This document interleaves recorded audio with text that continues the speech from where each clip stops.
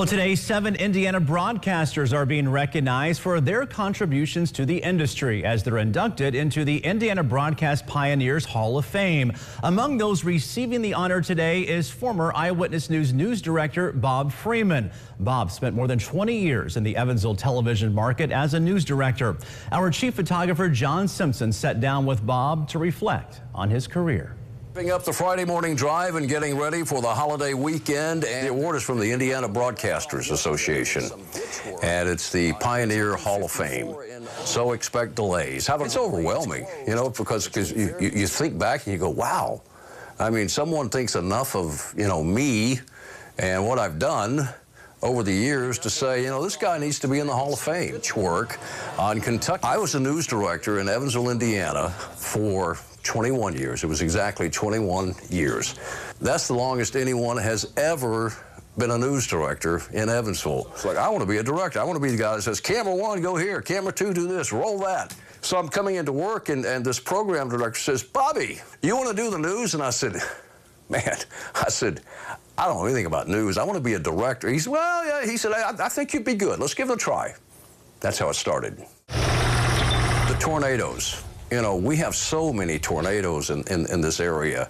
Always been amazed at people here in the tri-state about how, when tragedy strikes, they rise up. They rise up, and there's always a helping hand with people helping people.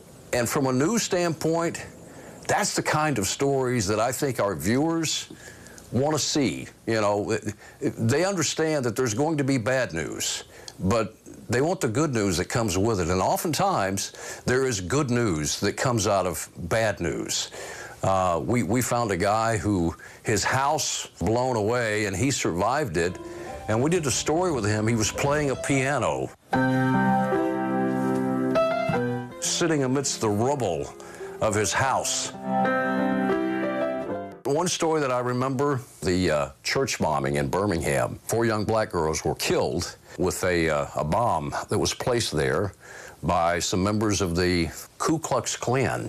The guy that did it, that was many years later charged and convicted of that bombing, his name was Robert Chambliss, and everyone knew him as Dynamite Bob. I was 8 years old.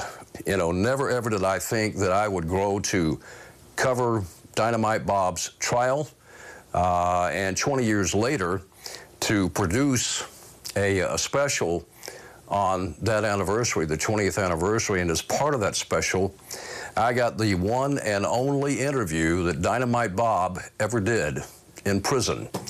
And I remember talking to Dynamite Bob about, what he was accused of, and he looked me in the eye and he said, I didn't blow up that expletive church. You got that? Never forget it. The street people come here on cool or cold nights seeking warmth from air vents on the side of the building here. The deadline pressure is always there. But, you reach a point when you're on that side of the deadline pressure where, you've got to get on the air, you got to get on the air, you got to get that, that news on the air. It gets the adrenaline pumping, and that's good. I like that, because with me, the itch that, of doing news, it never left, and I still have it. And this helps me scratch that itch. I'm enjoying it. Bob Freeman, WIKY Traffic Watch. Congratulations, Bob, a true Hall of Famer.